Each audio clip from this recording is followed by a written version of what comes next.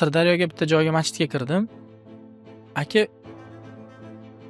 High-tech. 30 dan ortiq davlatda bo'ldik-da. Endi masalan, orasida islom mamlakatlari ham bor.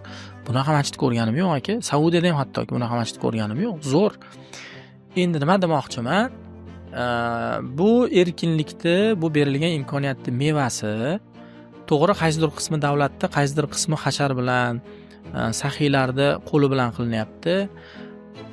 Men o'ylayman, endigi bosqich maktablar bilan ta'lim muassasalarini yo'naltirishga bo'lish kerak mana shu homiylik mablag'lari.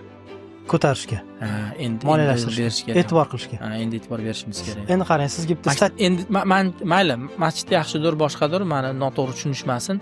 Lekin ta'limga, ilmga tikilganni ham savobi menimcha masjiddagidan kam bo'lmasa kerak.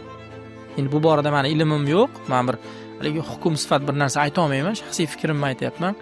Chunki ular sifatli ta'lim olsa, ertaga vijdonli, adolatli, halol bo'ladi va jamiyatda adolatni, halollikni, yaxshilikni targ'ib qiladi.